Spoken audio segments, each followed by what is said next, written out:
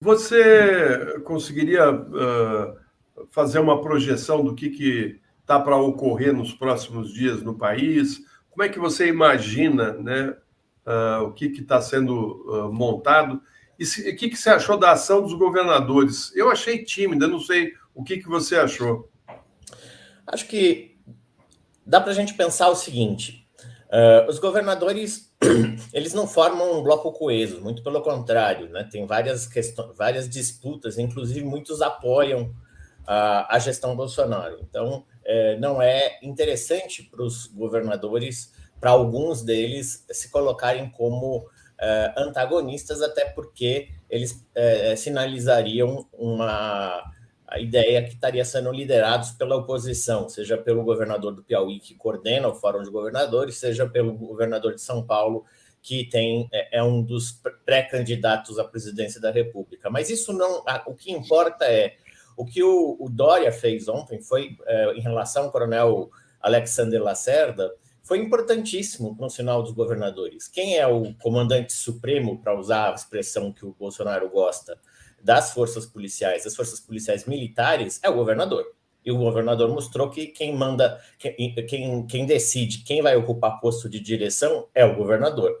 E tem uma questão, não sei se as pessoas sabem, mas o cargo de coronel é um cargo de natureza política, porque pela carreira você vai até tenente-coronel, seja por antiguidade ou merecimento. E depois você só tem 58 coronéis numa tropa de 83 mil pessoas, arredondando, que para dirigir a instituição. E essas 58 pessoas são escolhidas aqui em São Paulo, no Brasil todo, mas aqui são 58, são escolhidas pelo governador. Ou seja, é uma decisão política. E isso sai em decreto. Quem tem a prerrogativa de decreto é o chefe do Poder Executivo. Então, para afastar, é um decreto. Para nomear, é um decreto. Para afastar também. E o policial não foi demitido, ele foi afastado do comando. Então, é um ato de respeito à hierarquia. Militares, eu não sei, eu não acompanhei a entrevista do Leonel, mas muito provavelmente ele também tocou em vários pontos importantes. Militar, no Brasil, a gente se acostumou com uma história de um militar que é o bônus de ser militar e o bônus de ser civil, e não quer o ônus de nenhuma das partes. Então, se militar tem vedações e tem bônus, ele continuará sendo militar. A gente não pode misturar as coisas. E uma coisa fundamental nesse processo é que a gente tem alertado o Fórum Brasileiro de Segurança Pública, que é importante sempre a gente dizer que é uma entidade que é formada por policiais também, não é só pesquisadores acadêmicos, sociedade civil. Nós temos quase metade de policiais, sinaliza para o problema da radicalização bolsonarista nas fileiras policiais faz mais de 2 anos. Nós estamos alertando que isso ia acontecer. E aí, no dia 7, é até estranho, porque o dia 7 de certa forma, é quase que uma situação onde o Bolsonaro já ganhou, porque ele precisa de gente na rua. Se for muita gente, ele ganhou visibilidade para justificar a ideia de ruptura. Se for uma quantidade normal, ele vai dizer que tem muita gente. E se tiver um confronto, como vocês alertaram, é um ambiente propício para uma GLO nacional ou para um estado de sítio de defesa. Então, a gente tem que muito olhar por que o dia 7 está sendo colocado, porque é quase que um cenário de ganho absoluto e perda zero. Para ele é muito vantajoso, porque ele consegue dar narrativa e impor para a gente uma situação de medo, de insegurança, que vai gerar instabilidade, e ele vai gerando com isso o desgaste em relação às instituições, a relação dos governadores com suas polícias. Então, a gente tem que tomar muito cuidado, porque o dia 7, na verdade, é um grande cavalo de Troia para, na hora H, mostrar que a gente já não domina as instituições, e aí ele dá o tom do que ele pretende fazer. É até estranho, e eu tenho alguma coisa, vocês podem falar melhor do que eu até nisso, por que essa antecipação em relação às eleições? Mais de um ano de diferença. Então, é porque, na verdade, o enfraquecimento político dele vem junto com o fortalecimento da sua vontade de ruptura. Então, por que no dia 7 agora? Porque qual é o cálculo estratégico que faz com que em mais de um ano antes das eleições nós tenhamos tamanha tensão política? Eu acho que é isso que a gente precisa tentar entender. É isso que a gente precisa entender por que agora e não daqui, por exemplo, como fez Trump nas vésperas da confirmação do Biden como presidente. Os movimentos de insubordinação, Renato, eles graçam pelo país, né? Ontem, esse caso aqui de São Paulo foi muito emblemático, porque foi a primeira vez que se estabeleceu a punição, mas já aconteceram simultaneamente no Ceará, já aconteceu em Pernambuco, já aconteceu em tanto lugar que a gente até começa a perder. Espírito Santo, bem lá atrás. E agora, nesses últimos dias, eles vêm acontecendo, vêm sendo reiterados no silêncio das redes sociais, né? Muitas vezes lá na intimidade dos grupos de WhatsApp, que é quase indevassável para quem está de fora. Quero saber o seguinte, já houve uma perda de hierarquia, na sua opinião, por parte dos governadores sobre as PMs, ou isso ainda é um processo que está em curso? Segundo, quero saber o que representou para você essa reação dos governadores, que eu, sinceramente, achei uma atitude de covardes ontem, você entendeu? De repente, o alvo da coação e pedir desculpa para o coator. Queria saber como é que você viu isso e como é que você avalia essa situação. Respondendo à segunda pergunta, de fato, a resposta foi tímida. A resposta dos governadores, de forma geral, os governadores temem demais as suas polícias, porque sabem que qualquer operação padrão, não precisa nem ser motim, já desestabiliza as ruas e desestabiliza o governo politicamente, pode inviabilizar um governo. Isso aconteceu no Espírito Santo, como o Florestan falou, isso aconteceu em vários estados.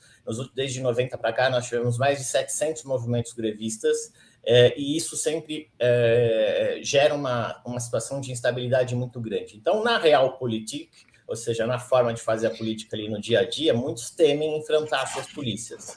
Só que eu acho que já passou da hora disso. Nós precisamos enfrentar as polícias não naquilo de tê-las como inimigas, mas encarar alguns desafios que são, por exemplo, os desafios de organizar a estrutura das polícias brasileiras, né? Nós gastamos quase 90 bilhões de reais todos os anos com polícia, basicamente com folha de salários, e os policiais brasileiros, eles não estão entre os que pior recebem no país, eles ganham o dobro da média nacional, na média, o dobro da média nacional, mais do que o dobro, aliás, do que do trabalhador ocupado, mas está longe de ser Marajá. Então, eles ganham de volta entre 5 mil e 19 mil reais.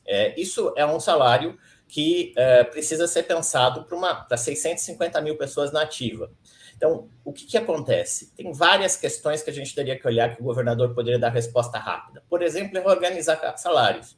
Na França, uma polícia militar, a Gendarmerie, tem uma estrutura onde o general, que lá eles têm general, e o soldado ganha...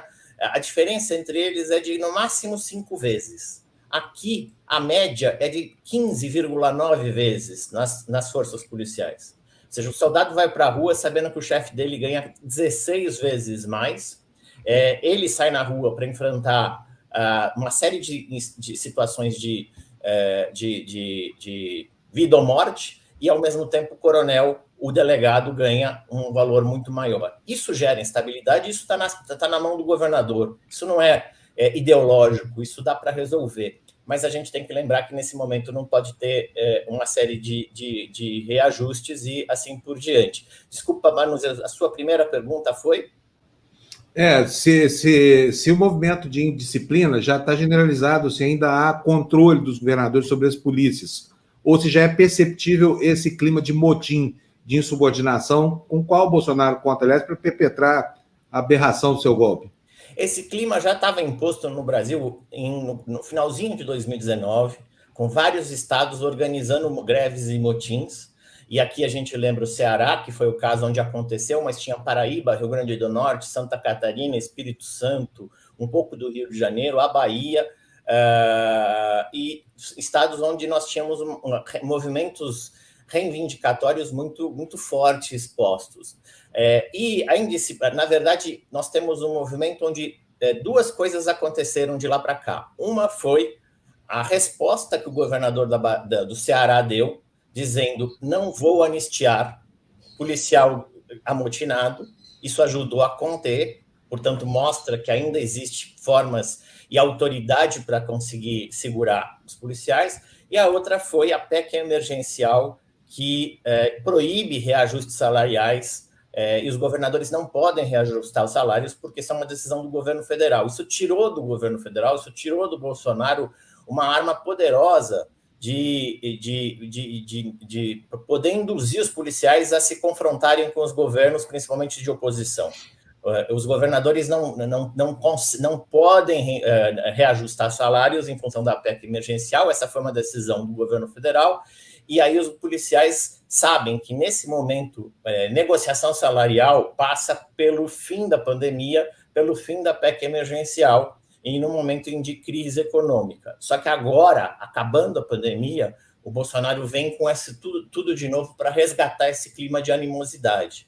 Mas se a gente tiver capacidade, se os governadores tiverem coragem, se não ficar só na ideia de que, não, vocês são importantes, vocês não vamos entrar em confronto, não.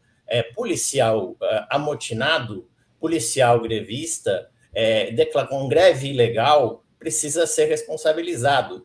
Melhores condições mas ao mesmo tempo você precisa oferecer melhores condições de vida e trabalho. Você precisa tirar as justificativas do discurso bolsonarista para mostrar que ele é só ideologia política partidária e tão somente isso, porque no dia a dia, em 2 anos e meio de governo Bolsonaro, ele não foi nada diferente de outros e muito pelo contrário, ele foi pior, porque não há uma política nacional de segurança pública. Nada foi feito. Até as promessas, como o Habite Seguro, que é o programa de financiamento imobiliário para policiais, foi anunciado e depois recuado. Eles não lançaram. Então, no dia a dia do policial, a vida do policial não melhorou, porque o governo não fez absolutamente nada. Só que ele consegue, na narrativa, indo a formaturas, indo a enterros, indo a cerimônias, mostrar eu que estou do lado de vocês. Não está não, porque não fez absolutamente nada em 2 anos e meio.